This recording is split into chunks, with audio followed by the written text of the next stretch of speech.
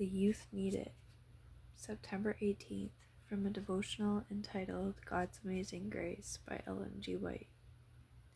Thou art my hope, O Lord God. Thou art my trust from my youth. Psalm 71:5.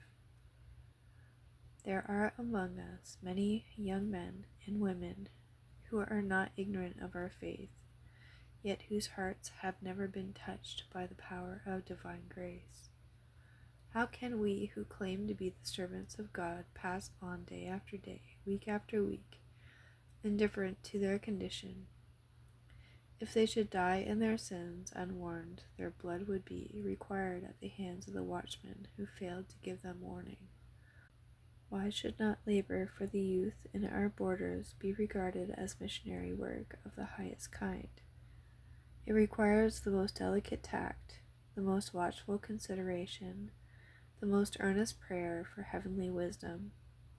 The youth are the objects of Satan's special attacks, but kindness, courtesy, and the sympathy which flows from a heart filled with love to Jesus will gain their confidence and save them from many a snare of the enemy.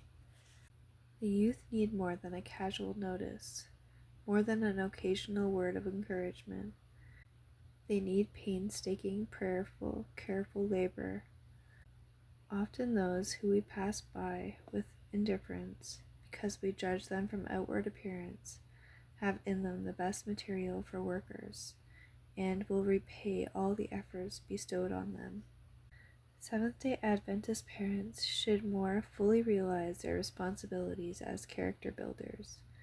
God places before them the privilege of strengthening His cause through the concentration and labors of their children.